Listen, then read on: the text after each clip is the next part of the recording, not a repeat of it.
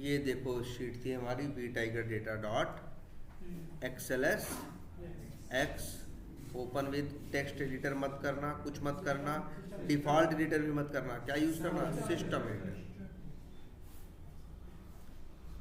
ठीक,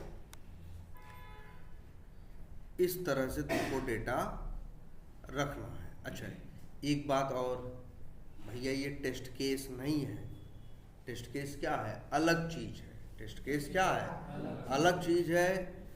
टेस्ट, अब देखो तुम लोग सीधे, हम लोग ऑटोमेशन कर रहे हैं, टेस्ट डेटा दे रहे हैं। जनरली तो पहले क्या होते, यही जो ऑटोमेट कर रहे हो यही वो सब क्या लिखे गए होते, टेस्ट केस लिखे गए होते। उन टेस्ट केसेस की क्या होती, आईडी होती। तो हम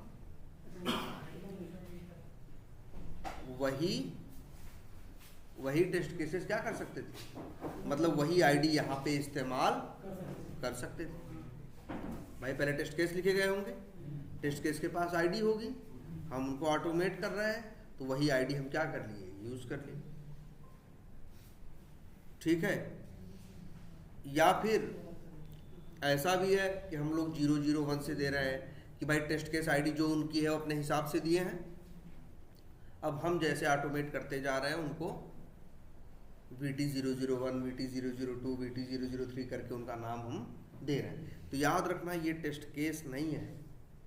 तुम्हें जो टेस्ट केस लिखे हो एक्सेल का वो रीड करने की जरूरत नहीं है, वो तो पढ़ना है बस। वो तो मैनुअल टेस्टर लिखेगा, आदमी पढ़ेगा, उसको पढ़ के ऑटोमेट करना है।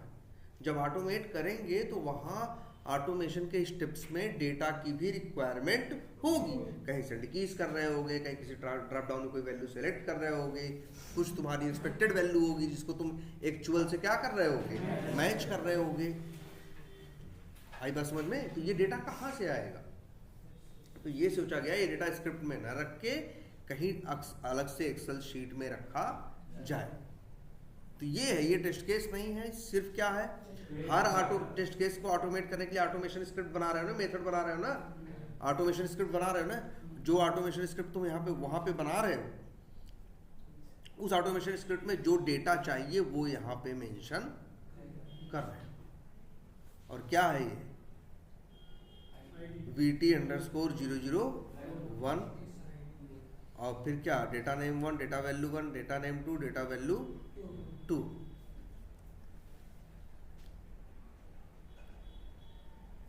तो आई बात समझ में? तो वो डेटा है, बस वही क्या करना है, रीड कर, यूज करना है। वहाँ का डेटा आप सेंडकीज में इस्तेमाल करना चाहते हैं तो कैसे करें, इसीलिए एक मेथड बनाया, गेट टेस्ट केस डेटा। इस मेथड के लिखने में जो कोड इस्तेमाल हुआ उसके लिए अपाचे POI नाम की लाइब्रेरी की जरूरत थी। हम लोग वो ले आए, रखे। इसके बाद भाई अब लाइब्रेरी जार उनकी यूज कर रहा है तो क्लास मेथड अब उनके क्या होंगे, हमें मिलेंगे। और गेट टेस्ट इसमें क्या कर रहे हैं, सिंपल स्टेप्स है यार, स्टेप्स मत याद करो, ये सोचो करना क्या क्या है। तुम ये देखो, एक एक्सेल से ये डेटा अगर रीड करना हो तो क्या क्या करोगे, पहले ये एक्सेल फाइल ढूंढोगे, यही करोगे ना, सिस्टम पे कहीं पड़ी होगी तो पहले एक्सेल फाइल ढूंढोगे, एक्सेल फाइल मिलेगी तो फिर क्या करोगे, उसे ओपन करो, क्या वर्कबुक है वो, उसको क्या करोगे, ओपन करो। वर्कबुक के अंदर हो सकता है कई शीट हो, फिर किस में जाओगे, शीट में। शीट के बाद कई रो होंगी, जैसे ये सब क्या है, ये एक क्या है, पूरी रो है, तो ये रो होंगी और रो के अंदर तुम्हारा क्या पड़ा होगा, डेटा पड़ा। तो ऐसे ही तो कोड किया जाएगा, कोड कुछ अलग थोड़ी ना होगा। तो काम याद रखो, कोड अपने आप याद रहेगा। भाई फाइल रीड करनी है, क्या यूज करना है, फाइल इनपुट स्ट्रीम, ठीक है।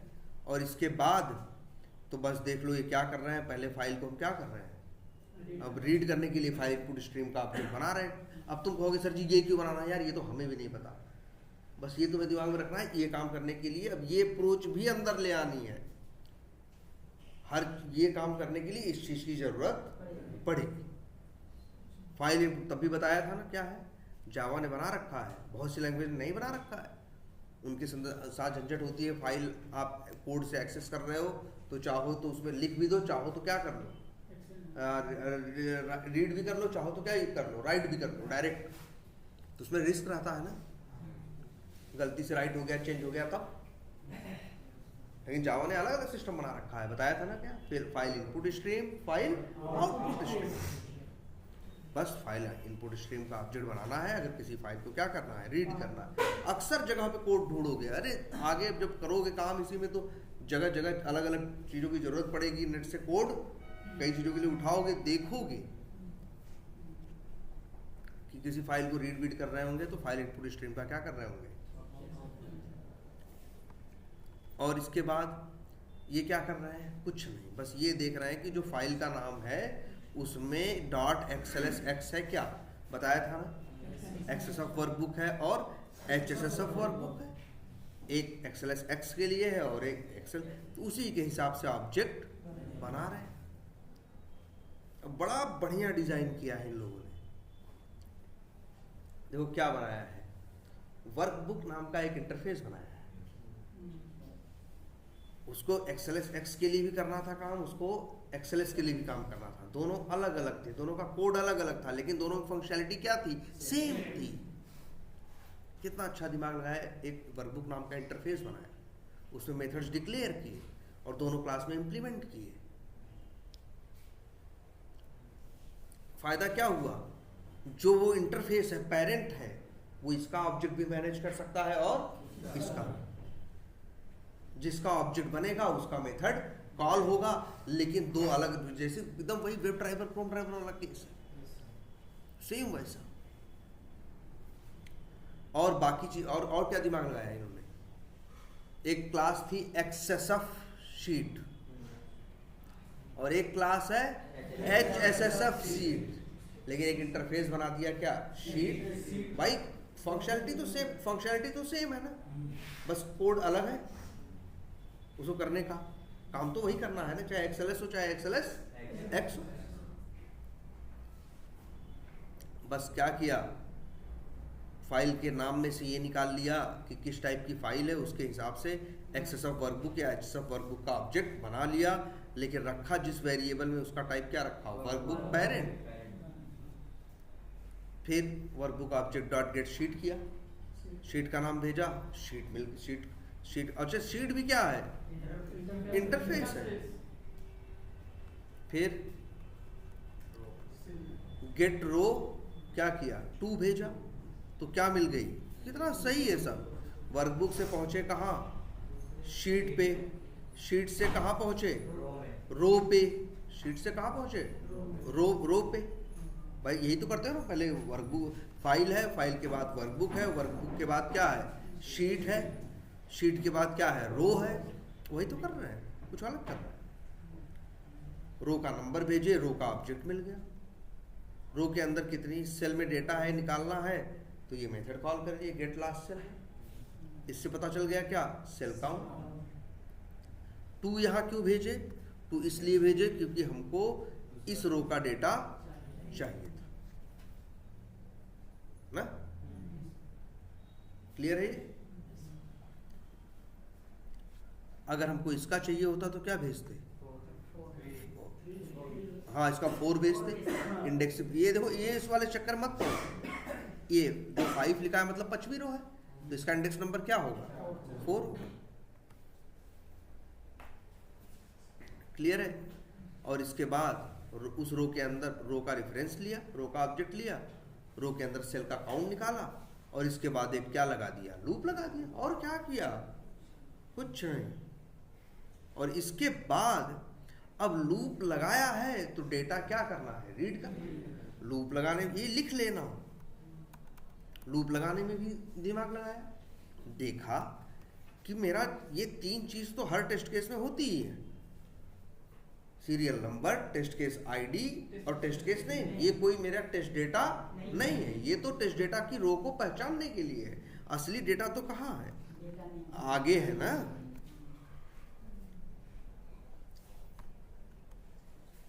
या फिर इस तरह से आगे है ना, तो बस इसको रीड करने के लिए, तो इसीलिए मेरा डेटा कहाँ है, पहली रो दूसरी, तीसरी, चौथी रो, मतलब इंडेक्स नंबर क्या 3। अरे सीधा सीधा देखो, डेटा नेम 1 जहां से स्टार्ट हो रहा है वहीं से तुम्हारा डेटा रखा है। कॉलम का नाम भी क्या रखा है, डेटा नेम 1, डेटा वैल्यू 1।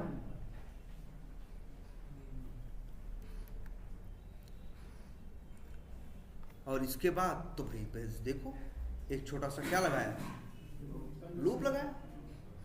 कहां से, i बराबर 3 से कहां तक, सेल काउंट -1 तक। बस देखो ध्यान से, i बराबर i प्लस 2 कर दिया।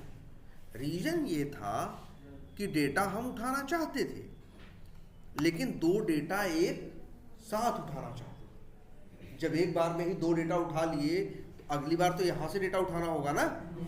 तो भाई 1 के बाद 0 के बाद 1 नहीं, 0 के बाद कहाँ 2।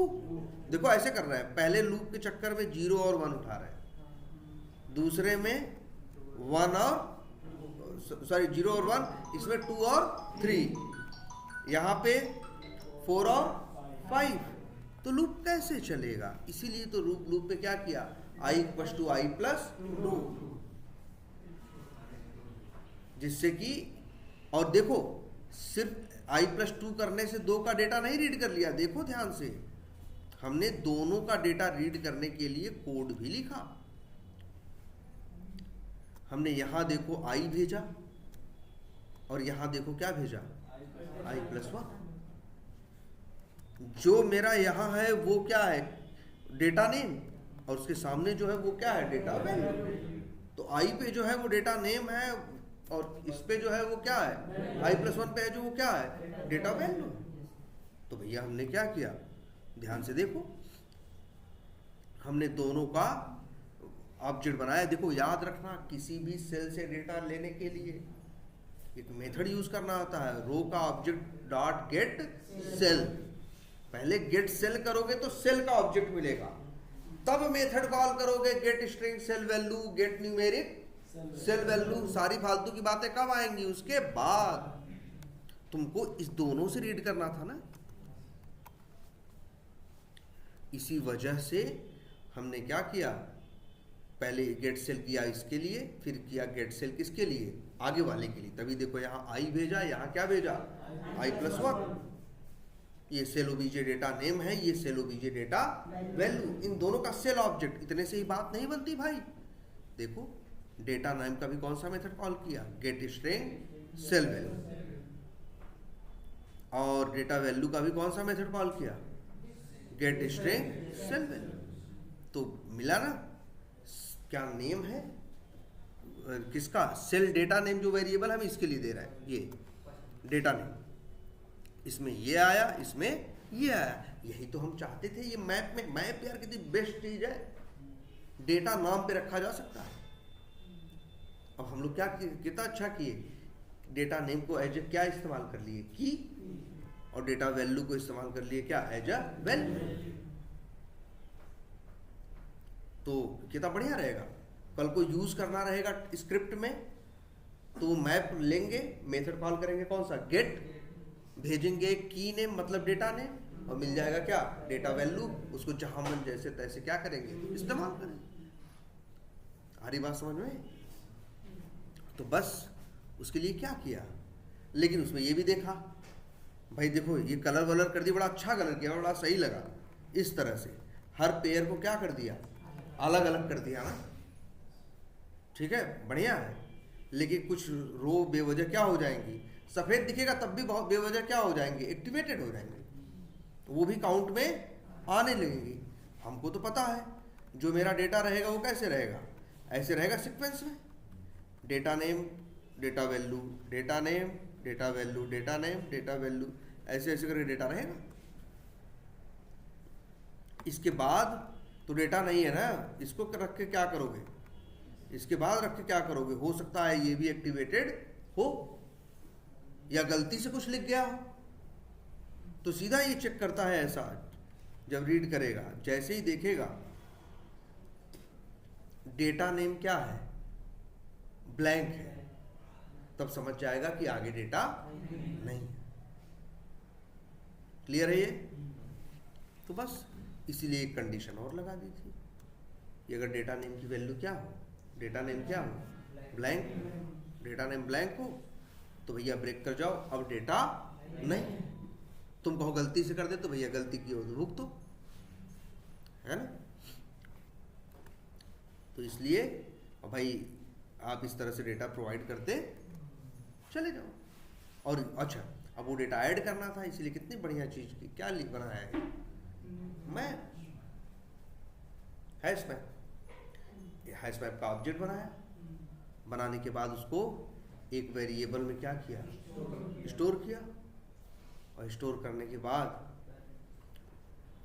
क्या किया, और देखो एक ऑब्जेक्ट बनाया हैश मैप का और डेटा मैप में रखा, और रखने के बाद जो भी डेटा नेम और डेटा वैल्यू हम क्या कर रहे थे, निकाल रहे थे, सर ये और ये दो चीज जो निकाल रहे थे, इसको हम मैप में क्या पुट कर दिए। पुट मेथड होता है रखने के लिए ना। लेकिन देखो लिस्ट में ऐड मेथड होता है, ऐड मेथड में सिर्फ वैल्यू एक ही चीज भेजते हो ना, यहाँ याद रखो दो चीज भेजते हो, क्या, की और वैल्यू। इसमें डेटा की और वैल्यू के फॉर्मेट में। ध्यान से देखना, हैश मैप हमने स्ट्रिंग स्ट्रिंग क्यों लिखा, क्योंकि हमें क्या करना था, हमें ये है जो की है, जो की है हमारा भाई, जो डेटा में हम की बनाना चाहते हैं वो भी क्या है, स्ट्रिंग होगी, और जो वैल्यू होगी वो भी क्या होगी, स्ट्रिंग। इसीलिए हमने क्या लिखा है, स्ट्रिंग स्ट्रिंग। हैश मैप का ऑब्जेक्ट मैप में रख सकते हो, याद रखना। ये अच्छा कोड चला देंगे तो चलेगा ना यार, देखना एक चीज रहेगी,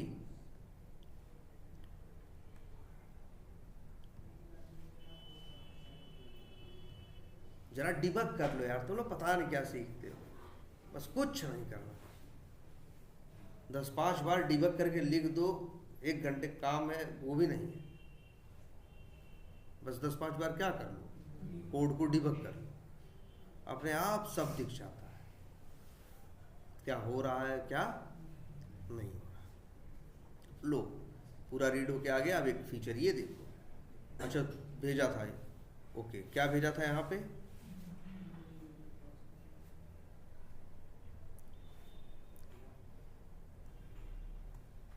टू ना, मान लो इसका भेजे तो ये क्या है 3,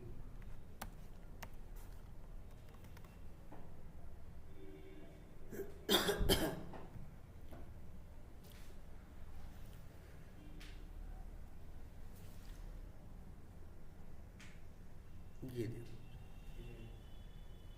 ये डेटा ये भी रखा है कि नहीं, लेकिन यहाँ देखो डेटा किस में है, की और वैल्यू के पेयर में है तभी बराबर है। कॉमा मतलब एक डेटा हो गया, इसके बाद कौन सा है दूसरा, इसके बाद कौन सा है तीसरा, इस तरह से करके अलग अलग क्या है, की और वैल्यू के पेयर ना। लेकिन ध्यान से देखो, जरा अपना डेटा देखो, उठाया तो ऐसे ऐसे होगा ना, पहले इसको फिर इसको फिर ये, लेकिन रखा है जब तो मनमानी रखा है ना, फर्स्ट नेम तो नहीं है, सेकेंडरी ईमेल को पहले नंबर पे रखा है, फर्स्ट नेम को दूसरे नंबर पे रखा है, टाइटल को तीसरे पे रखा है, अपने हिसाब से रखा है ना। याद रखना ये हैश मैप का भी फीचर है, या वो रिलेट करके याद रखो, हैश सेट का भी ये फीचर है, याद है सेट बताया था, हैश मैप का भी ये फीचर भाई देख लेना, ये पूछेंगे exactly, hash map, hash set, array link, link list, ये सब एकदम पूछेंगे आप किसी भी इंटरव्यू में। तो बस क्या है, की और वैल्यू का क्या है, पेयर।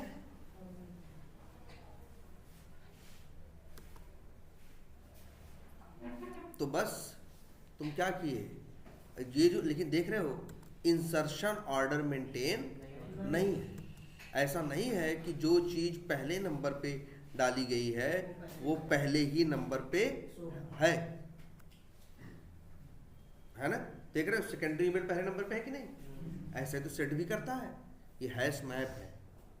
तो याद रख लेना, हैश बोलना, देखो जो डेटा होता है वो किसके करस्पॉन्डिंग होता है, की के, और जो की होती है उसमें इंसर्शन ऑर्डर मेंटेन नहीं होता, कोई भी की पहले रहेगी, और जब जो की जैसे सेकेंडरी ईमेल की पहले आ गई, ऐसा नहीं है कि की पहले आ जाएगी वैल्यू पीछे चली जाएगी, की के साथ तो वैल्यू क्या रहेगी, जुड़ी हुई रहेगी, हमेशा तो पेयर रहेगा, लेकिन जो की रहेगा इसका ऑर्डर कोई फिक्स नहीं है, अपने हिसाब से रखेगा।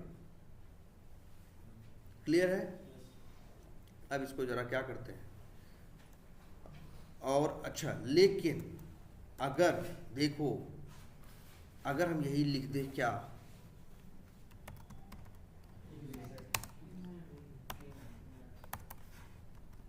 क्या लिखा है, ट्री मैप। अब जरा देखो,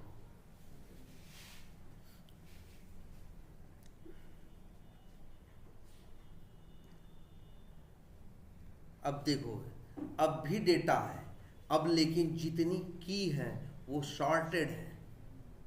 जैसे सॉर्टिंग ऑर्डर में देखो, ए का होता है, कैपिटल ए का होता है 65 ना शायद, यहाँ ए कैपिटल ए का 65, बी का 66, सी का 67, ठीक है। देखो सबसे पहले सिटी आया, क्योंकि इसका क्या है 67, फिर इसके बाद क्या है, कंपनी है, कंपनी का भी सी, इसमें भी सी है, इसका भी क्या है 67 है, 67 है। बावजूद इसके ये CITY है, जब पहला अक्षर मैच कर जाता है तो किसका कंपैरिजन किया जाता है, दूसरे का। ये I है और ये O है, I पहले आता है, O बाद में आता है, तो इसलिए सिटी, जो सिटी था ये की पहले आई, कंपनी नेम उसके बाद, कंट्री COU, ये दोनों CO मैच कर रहे हैं, एक M है एक U है, तो ठीक है। बड़े इसके बाद देखो क्या आया फर्स्ट में, इसके बाद क्या आया लास्ट में, मोबाइल MNOP, ये भी P है तो PAPO, इस तरह से देख रहे हो पूरा डेटा किसमें है, शॉर्टेड है। ऐसा ही सेम ट्री सेट होता है, जो डेटा ऐड करो उसमें ऐड मेथड चलता है, यहाँ पुट मेथड चलता है, उसमें भी डेटा किसमें रहेगा, शॉर्टेड रहेगा। यहाँ पे क्या जो की रहेंगी वो क्या रहेंगी, शॉर्टेड रहेंगी। और एक और चीज भी है, अगर हम चाहें मैं भी यूज कर सकता हूं,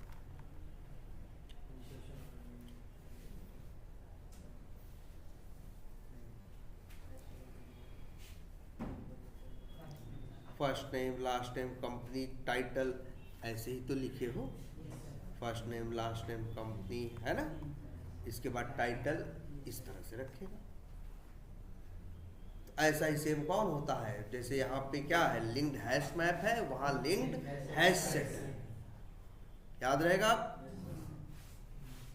वहां पे डायरेक्ट वैल्यू होती है सेट वाले में, और यहाँ पे क्या होता है, की और वैल्यू, जो की होती है। लेकिन और एक बात और छोटी सी समझ लो, तब जानते हो एक हैश मैप की जो कीज होती हैं वो खुद एक सेट होती है। बोलो सेट का क्या मतलब होता है, सेट में क्या रूल होता है, याद करो, डुप्लीकेट अलाउड नहीं है, हैश मैप के की में डुप्लीकेट अलाउड है नहीं है, नंबर 1। और बताओ, इंसर्शन ऑर्डर भाई हैश सेट भी नहीं रखता, हैश मैप भी नहीं रखता, ट्री मैप उस तरह से रखता है, ट्री सेट रखता है तो ट्री मैप भी रखता है, वही है कि नहीं ऐसे।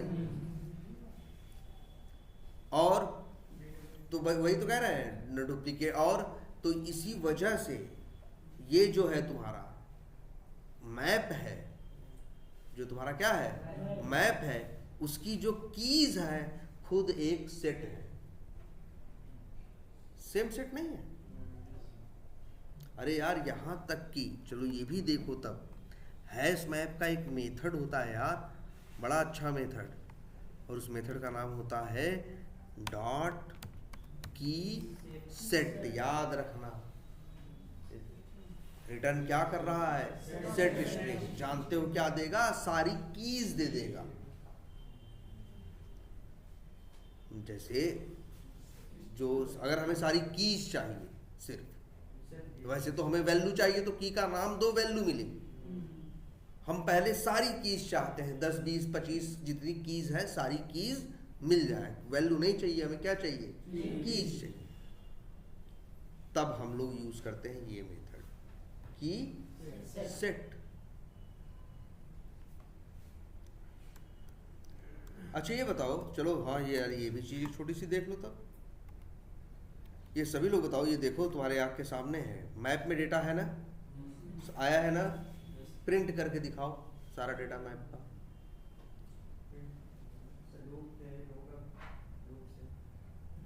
मैप का सारा डेटा क्या करो, प्रिंट करो। क्या फॉर ईच करो, चाहे जो करोगे, मैप का मेथड कॉल करोगे गेट ना, की नेम भेजना पड़ेगा ना, तो अलग अलग है सबका ना। तब सोचो ये, अरे हाँ यार, ये तो इंटरव्यू में करना ही पड़ेगा। कोई प्रोग्राम देगा जो मैप से रिलेटेड होगा, रिजल्ट मैप में आएगा, कहेगा प्रिंट करो, तो प्रिंट कैसे करोगे अपने रिजल्ट को। एक काम करते हैं,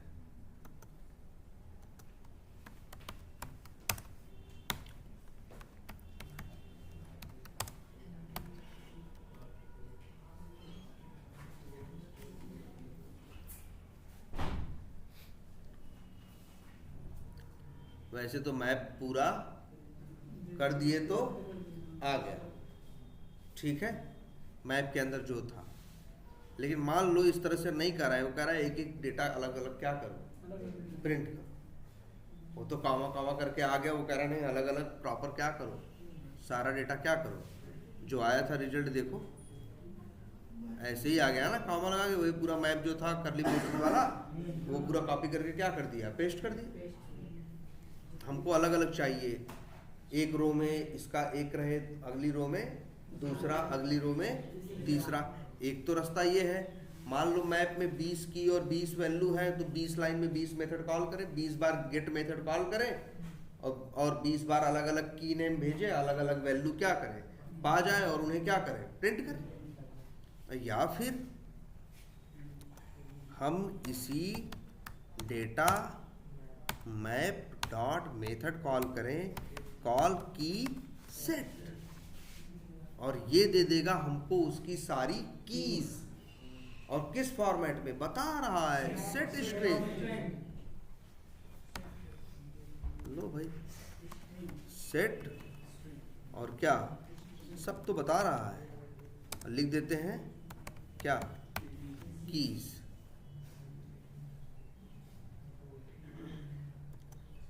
और भाई सेट में याद है गेट मेथड नहीं चलता, लेकिन फॉर ईच लूप चलता है कि नहीं चलता, लिख दें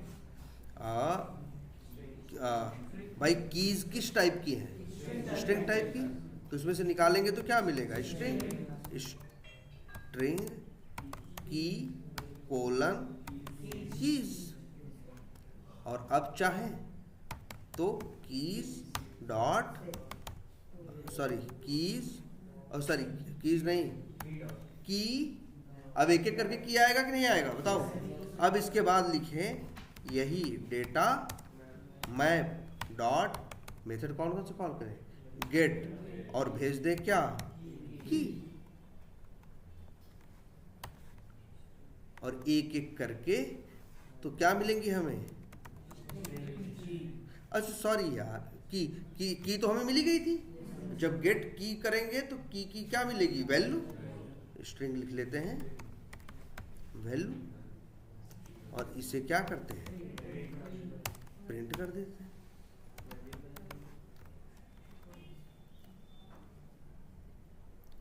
अच्छा हमको क्या प्रिंट करना है, वैल्यू भी प्रिंट करना है और की भी, तो ऐसे कर सकते हो ना यार, की plus double equal two plus और बीच में बराबर। अब देखो अब जरा प्रिंट करो,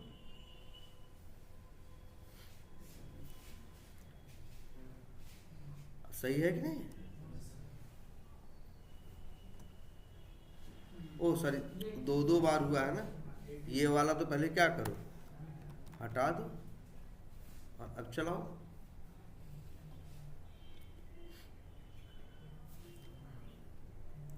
आया ना, की बराबर वैल्यू, की बराबर वैल्यू। तो ये वाला कोड याद रखना, कई बार ज़रूरत पड़ेगी, तुम्हें सारा डेटा निकालना होगा, किसी पर्पज से चेक करना होगा उसमें से कोई कुछ किसी चीज़ में, तो यूज़ करोगे यही क्या, हाँ की। तो की सेट में तो सारी कीज़ मिल जाएंगी, और उन कीज से एक एक करके की नेम निकालोगे, और फिर उन की नेम की क्या निकाल लोगे, वैल्यू। क्लियर है?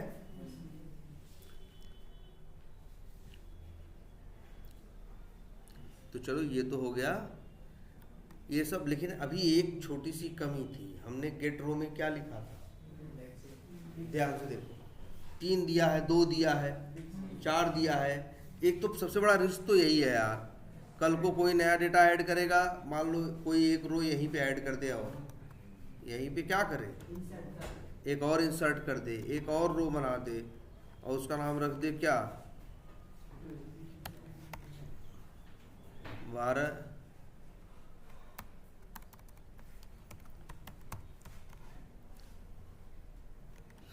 बस verify login with blank password.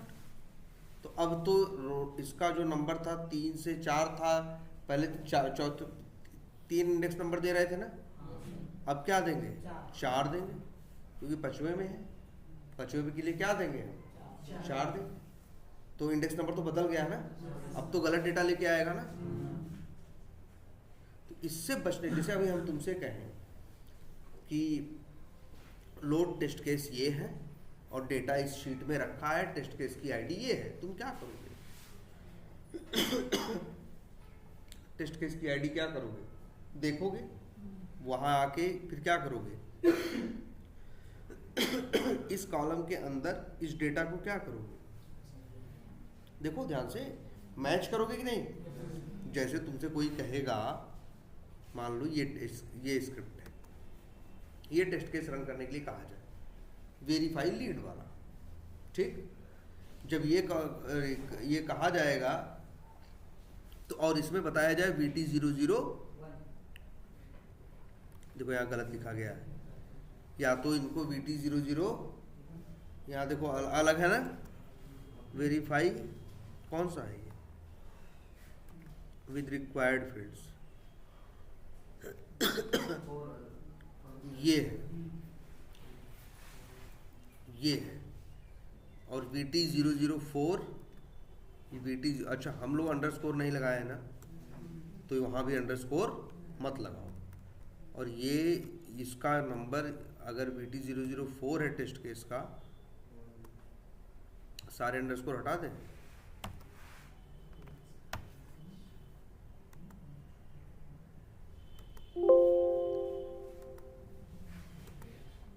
रोके हो गया ना।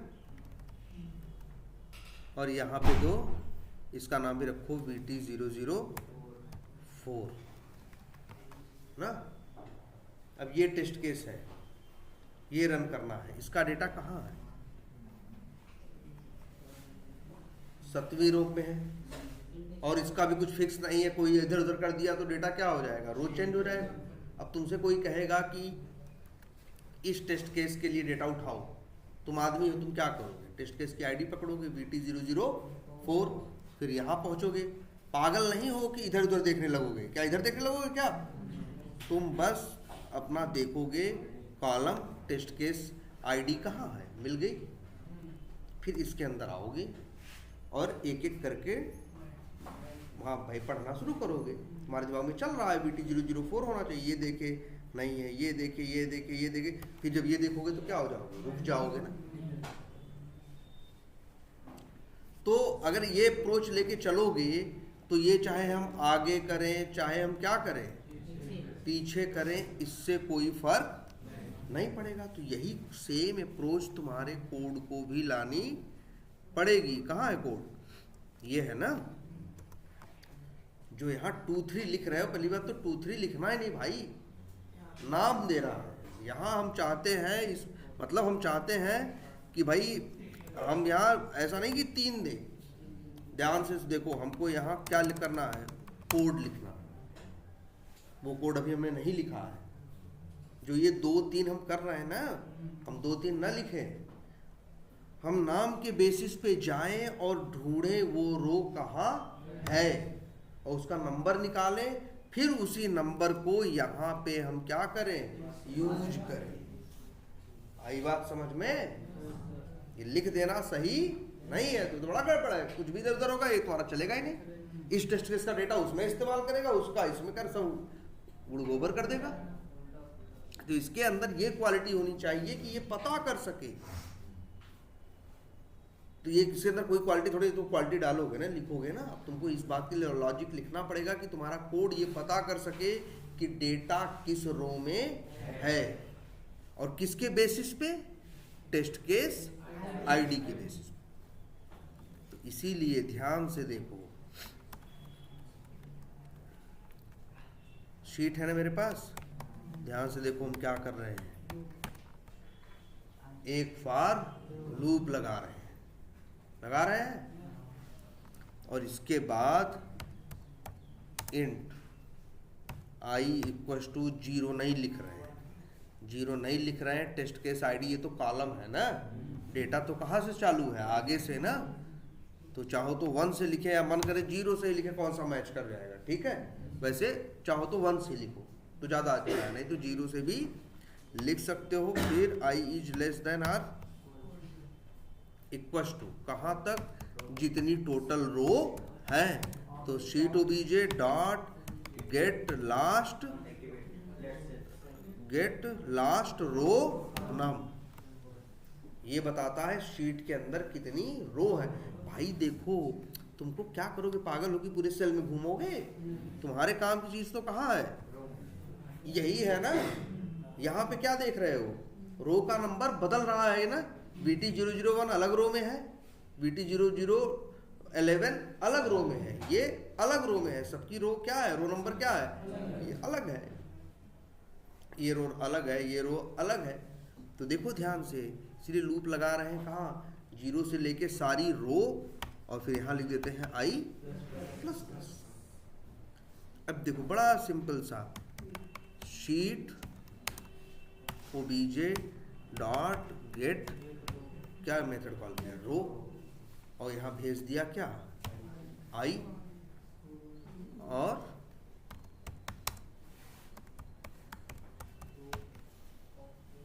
रो ऑब्जेक्ट मिल गया। और इसके बाद row OBJ dot get last cell num नहीं करना है भाई, तुमको तो अलग अलग रो की सेम ही सेल का डेटा उठाना है ना मैच करने के लिए, तो बस। और ये कौन सी रो है, दूसरी रो है, इंडेक्स नंबर क्या है, 1 है। तो देखो लिख रहे हैं रो ओबीजे डॉट क्या, गेट सेल, और गेट सेल के बाद यहां भेज दें क्या, 1। बस रो नंबर बदलेगी, सेल नंबर क्या रहेगा, सेम रहेगा। और इस तरह से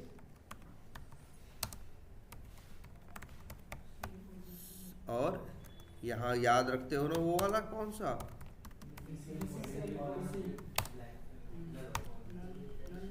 ये याद रखना नहीं करोगे तो नल पॉइंटर एक्सेप्शन मार देता है, कई बार खाली रहेगा पूरी तरह से। अब इसके बाद इफ, अब ये तुमको पता है सेल ओबीजे डॉट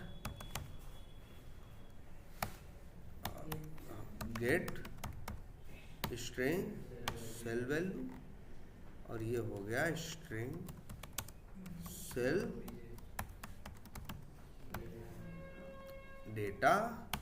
और फिर if cell data dot equals ignore case और VT004, ये देखो VT004, तो भाई मैटर नहीं करता। अब ये क्या करेगा बताओ, एक लूप चलेगा जिस लूप में रो चेंज होती जाएगी, सेल वही रहेगी, एक एक करके डेटा उठाएगा और मैच करेगा। VT004 कहाँ है, जैसे ही मैच करेगा, इसीलिए तो इफ कंडीशन लगाए, इफ के अंदर आ जाएगा कि नहीं, मतलब है अब हमें पता, इफ के अंदर पता चल चुकी है कि किस रो में आखिर वो डेटा है।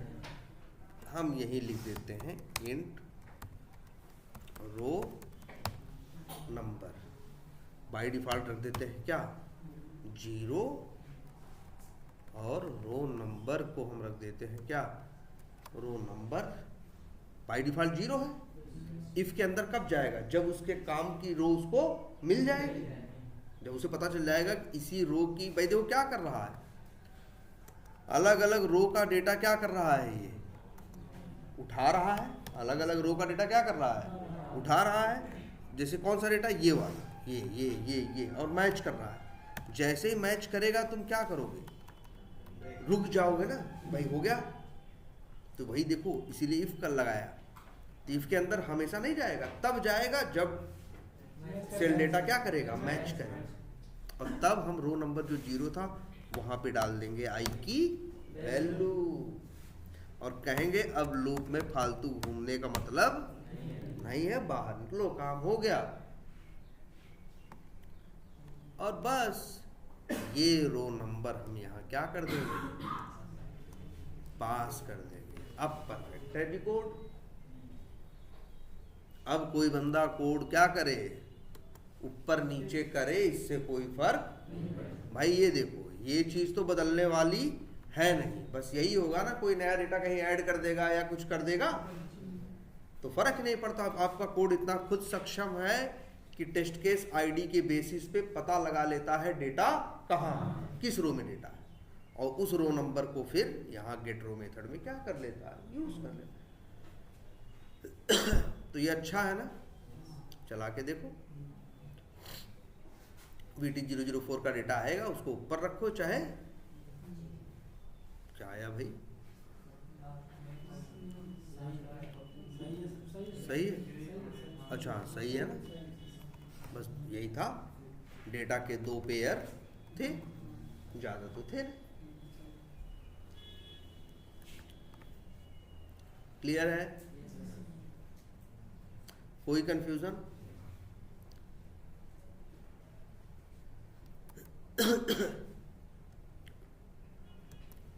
तो इस तरह से, अच्छा अब ये एकदम परफेक्ट कोड है, इतना ही कोड याद रखना है।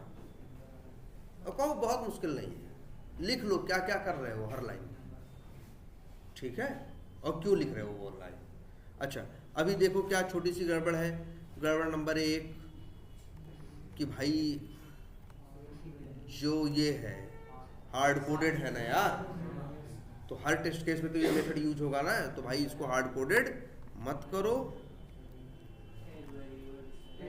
यहाँ पे लिख लो, पैरामीटर बना लो, स्ट्रिंग टेस्ट केस आईडी।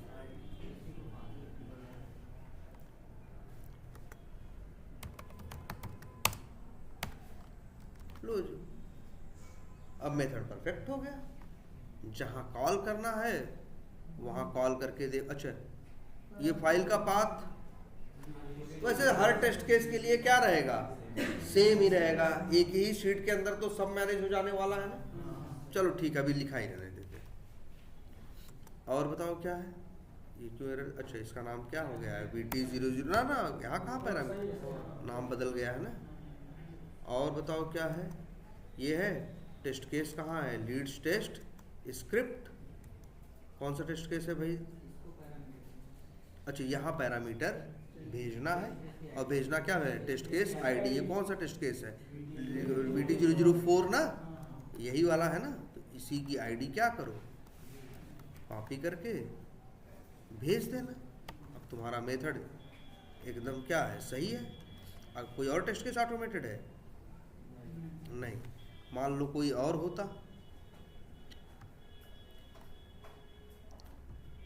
जैसे ये VT001 ना, नाम चेंज करो, जैसा वहाँ नाम है उसके नाम हिसाब से यहाँ नाम रखो, या जैसा यहाँ नाम है इसके हिसाब से वहाँ नाम रखो। लेकिन तब भी देखो बड़ी बेवकूफ़ी है, वहाँ भी 001 लिखा था, यहाँ भी 001 लिखा है। ये मत करना। हर टेस्ट केस की टेस्ट केस आईडी क्या होगी, अलग होगी। कैसे बताओगे किसी को? देख रहे हो यहाँ जो ऑटोमेटेड है, अभी हम जब देखे थे तो लीड्स टेस्ट स्क्रिप्ट में जो भी टेस्ट केस पहला था उसकी आईडी क्या थी, VT001, और इसकी भी आईडी क्या है, VT0। तो गलत है ना यार। अगर एक ही टेस्ट केस उसमें ऑटोमेट कर रहे थे, इसके बाद ये कर रहे थे, उसका V2 002 होता ना, या पहले 8 ठो कर चुके होते तो इसका V2 00 क्या होता, 9 होता। हर टेस्ट केस की आईडी क्या होगी, अलग होगी, और जो उसकी आईडी होगी वही आईडी यहाँ इस्तेमाल होगी। याद रहेगा? क्लियर? और अब आपका डेटा तो अब ये परफेक्ट है, आप इसको यूज करो, अपने फ्रेमवर्क में रखो, डेटा रखो। लेकिन हाँ, अभी जैसे कुछ गलतियां, लेकिन जैसे ये देखो, ये जो VT 004 वाला टेस्ट केस है, ये चलेगा नहीं, ये चलेगा नहीं। क्यों नहीं चलेगा? इसके न चलने का एक सीधा रीजन है, ये जब VT 004 चलेगा तो कहाँ चल रहा है भाई, दिखाओ। VT 004 का कोड कहाँ लिखा है? यहाँ लिखा है। यहाँ ब्राउजर लॉन्च कर रहे हो, इसके बाद क्या कर रहे हो, लॉगिन कर रहे हो ना। लॉगिन करोगे तो भाई लॉगिन करने के लिए यूजर नेम और पासवर्ड चाहिए होगा ना। तो तुम देखो क्या कर रहे हो, मैप से डेटा निकाल रहे हो, मैप से डेटा क्या कर रहे हो, निकाल रहे हो। अरे जब मैप में डेटा होगा तब निकलेगा कि हवा में निकलेगा? भाई जब होगा तब निकलेगा ना। मैप में तो VT 004 के लिए ऐड होगा ये और ये ना, कि कुछ और ऐड होगा?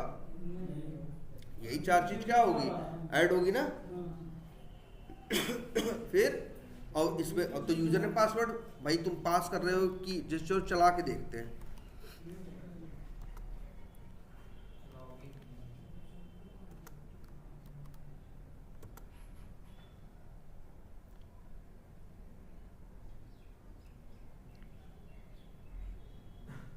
ये देखो भाई,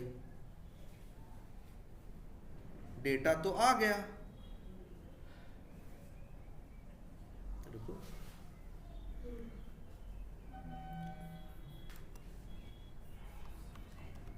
ये जो किए थे सेव है, था कि नहीं? चलो, ये डेटा आ गया, ये आ गया। लो, एक्सेप्शन भी आ गई। क्या एक्सेप्शन है भाई? Key should not be not null pair sequence. देखो कहाँ आ रहा है भाई, टाइप करना, ओके। हाँ देखो, दिक्कत यहाँ आई है, बात यहाँ तो ब्रेक पॉइंट ही नहीं लगा था ना। चलो फिर से, अगर अब दोबारा चला दें तब,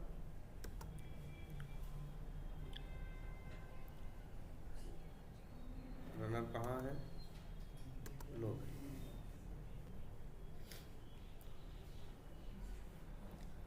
ध्यान से देखो भाई, इसको अब यूज करो। किसी भी एक कंपनी में नहीं मिलेगा कि कहीं डेटा कोई स्क्रिप्ट में डाल रहा, हर जगह यही यूज करेंगे, कहीं बाहर ही डेटा रखेंगे। तो इसलिए ये गलती मत करना भाई, एकदम करो, यूज करो, एकदम इसको इस्तेमाल करो।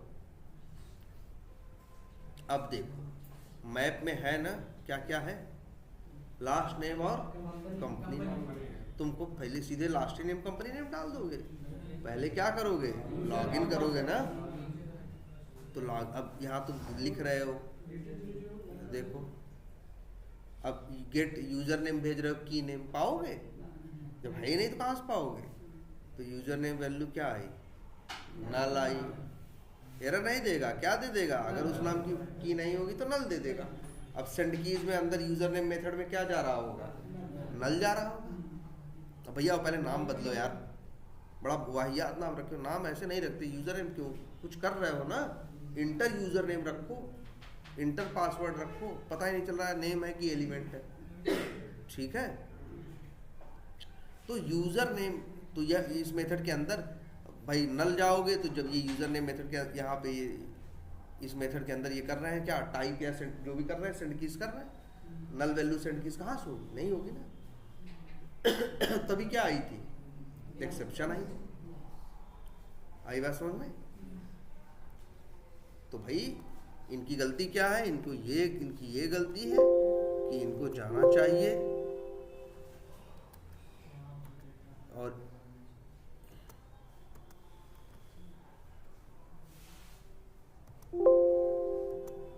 ये इनको यूज़र नेम पासवर्ड और ऐड करना है। कैसे ऐड करें?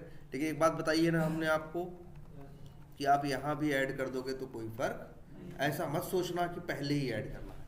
अब ऐड कर दिए डेटा में, तो याद रखना हर रो के अंदर उस टेस्ट केस में जो जो डेटा चाहिए सब होना चाहिए।